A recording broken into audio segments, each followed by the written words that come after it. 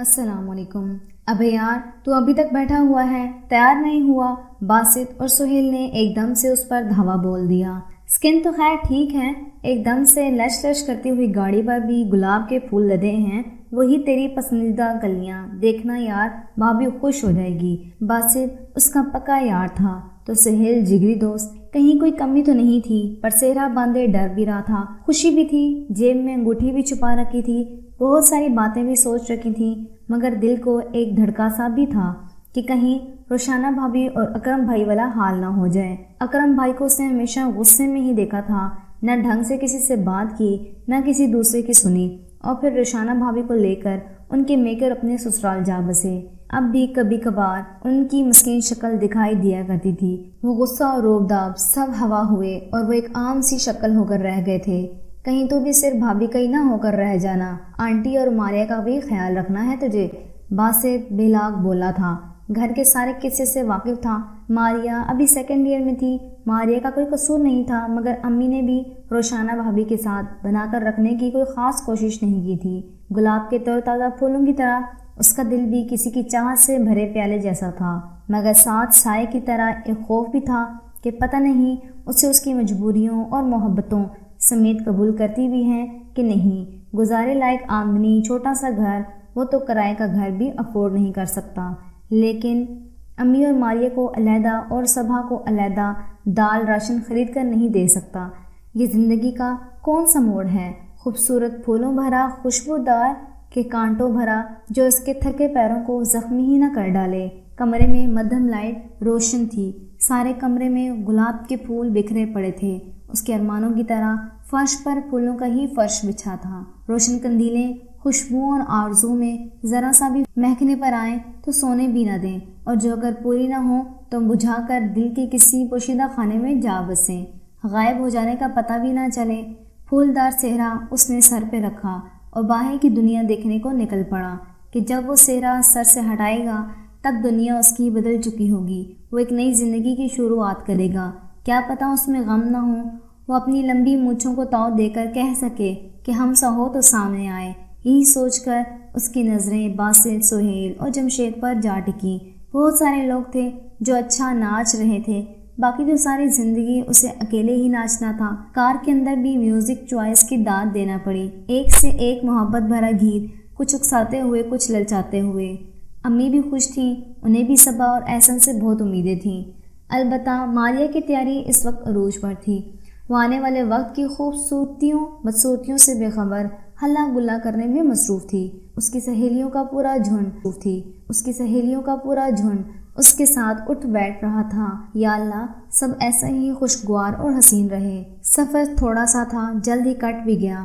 وہ نیچے اترا اور ایک نئی سرزمین پر قدم رکھ دیا۔ سامنے ہی صبا کا گھر تھا۔ صبا، مجھے تم سے محبت ہے، اس نے صبا کی تصویر دیکھ کر پہلے ہی روز کہہ دیا تھا۔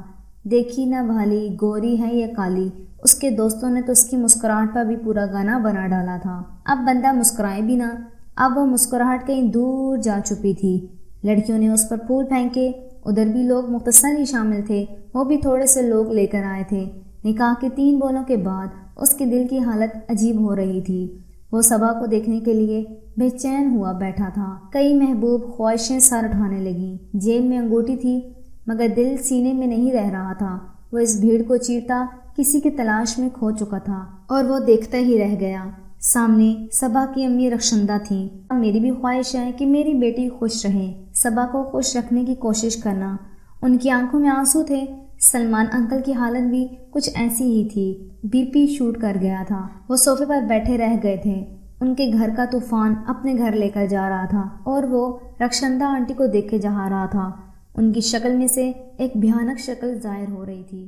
بھابھی کی والدہ ماجدہ کوثر آنٹی ہاتھ نچاتی ہوئی، روتی ہوئی، دکھتی ہوئی، چھپا چھپی کا کھیل تھا جو اچانک ہی احسن کے سامنے شروع ہو چکا تھا۔ امتحان کسی ایک فریق سے تو شروع نہیں ہوتا ہے، دونوں طرف ہی خالی صفحے لے کر فریقین بیٹھے ہوتے ہیں، کچھ اچھا لکھتے ہیں کچھ برا۔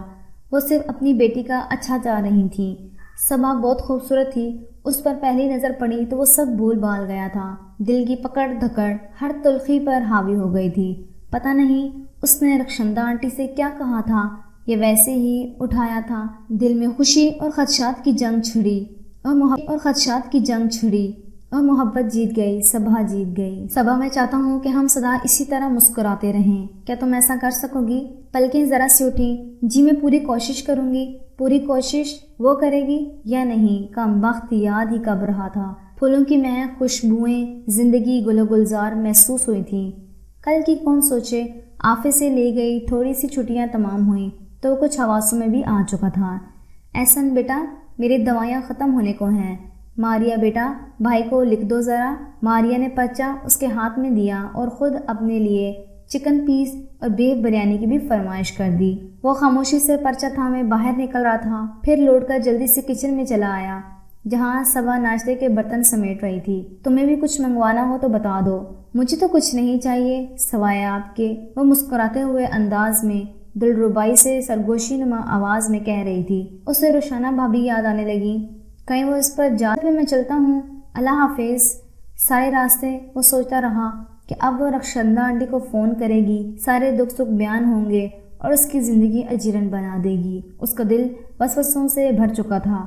وہ مکڑی کے جالے کی سی گھات لگا کر اپنے گمان کے سچا ہونے کا منتظر تھا۔ چھٹی کا دن تھا، ناشتے کے بعد وہ اخبار کھنگالنے میں مصروف تھا۔ ماریا امی کو لے کر کسی ہمسائے کے ہاں گئی تھی عیادت پرسی کے لیے۔ صبا روزمرہ کے کاموں میں مصروف تھی، صفائی ستھرائی ہو رہی تھی، مگر اس کا ڈسا ہوا دل زنگ آلود ہی رہا تھا۔ اچانک وہ الرٹ ہو بیٹھا تھا۔ صبا لاؤنج والے ٹیلی فون سیٹ کے ارد گرد گھوم رہی تھی۔ یقیناً اس کی ماں کی کال ہوگی۔ عورتیں اور غیبتیں نہ کریں، اس سے رخشندہ آنٹی بھی پسند نہ آئی تھیں۔ پتہ نہیں کون سی کامیابی کا گر مانگتی ہیں ایک دوسرے سے۔ میرے گھر میں جب بھی آگ لگی یہ عورت ہی لگائے گی۔ اس کے مضبوط سینے میں دل دھڑ دھڑ آ رہا تھا۔ دوسرے کمرے کا فون سیٹ اس کے کان سے جا لگا تھا، مگر وہ باہر نکل آئی۔ شاید اسے شک ہو گیا تھا کہ ایسے نہیں کہیں موجود نہ ہو۔ وہ میکے بھی کم جاتی تھی اور لڑائی جھگڑے کا تو سوال ہی کیا، کوئی فرمائش شکایت بھی نہیں۔ وہ آخر کرنا کیا چاہتی ہے؟ ایک ہی بار اس گھر کو ماچس کی تیلی دکھا کر میکے جا بیٹھنا چاہے گی۔ یقیناً وہ دن میں اس سے کوچتا رہا، رات کو بھول بھال جاتا۔ بڑے دنوں بعد امی اور ماریا ماموں شاہد کے پاس لاہور گئے ہوئے تھیں۔ وہ آفس سے جلدی لوٹ آیا۔ تیار رخشندہ آنٹی کو اس کا چھوٹا سالہ امجد چھوڑ گیا تھا۔ اب وہ دونوں جس موقع کی تلاش میں تھیں وہ میسر آ چکا تھا، جو راوی چین لکھنے میں مصروف تھا۔ اب زہر اگلنے والا تھا۔ ٹی وی لاؤنج میں دونوں ماں بیٹی ان کی دانست میں تنہا چھوڑ کر وہ باہر نکل چکا تھا۔ وہ کیا پٹیاں پڑھانے آئی تھیں، اب بھی پتہ لگ جاتا، پھر ہی وہ کوئی دوسری حکمت عملی اختیار کرتا۔ سانس رو کے وہ سننے میں مگن تھا۔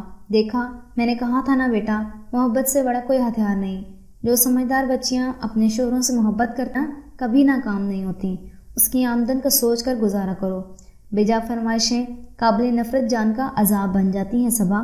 میں نے اس دن خود کو بڑی مشکل سے قابو کیا امی۔ پیزا مجھے کتنا پسند ہے آپ کو پتہ ہے، میں نے وہ بھی نہیں مانگا، بس مسکرا کر رخصت کیا۔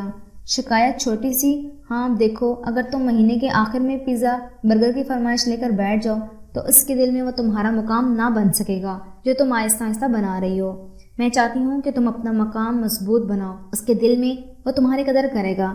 اور ماریا تو ہے ہی بھولی والی، اگر نہیں بھی تو وہ بیٹا غیر شادی شدہ ہے، بچی ہے۔ لوگ شادی شدہ لڑکیوں سے سمجھداری کی امید رکھتے ہیں، بچیوں سے نہیں، اور تم تو میری سب سے سمجھدار بیٹی ہو۔ ایسا ان کو تنگ نہ کرنا، نہ اس کے دل کا بوجھ بننا، نہ پچھتاوا، یہی تمہاری کامیابی ہوگی۔ دوسری ماؤں کے برعکس میں تو الٹی بات کہہ رہی ہوں، مگر اصل میں سیدھا رستہ یہی ہے۔ میری جان جو ذرا سا کٹھن ہے مگر منزل کی طرف جاتا ہے۔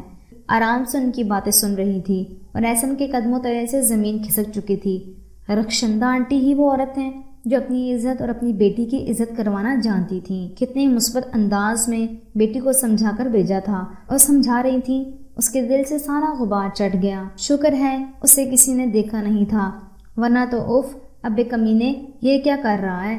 کچن میں وہ چائے بنا رہا تھا بغیر چینی کے اور ایک کپ چینی والی۔ آنٹی شوگر پیشنٹ تھیں، میٹھی چائے صبا کو بنا کر دے رہا تھا۔ باسط اور سہیل اس کے درد دل کے منتظر کچن میں ہی موجود تھے۔ وہاں تو سب الٹا ہو رہا تھا۔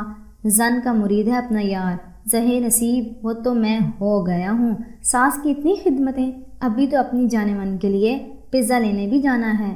وہ دل سے اپنی ماں جیسی رخشندہ آنٹی کی خدمت کر رہا تھا۔ بھول گیا وہ تو سب۔ وہ چلائے تھے، چلو باہر اور چلو میرے ساتھ، میں واقعی سب بھول چکا ہوں۔ کیونکہ رخشندہ آنٹی الٹی باتیں کرتی ہیں ایسی جیسی ہر ماں کو کرنی چاہیے۔ اگر آپ کو آج کی اخلاقی سٹوری پسند آئی ہو تو اس قسم کی مزید مورل سٹوریز کے لیے چینل کو سبسکرائب کر لیجئے بیل بٹن کے ساتھ۔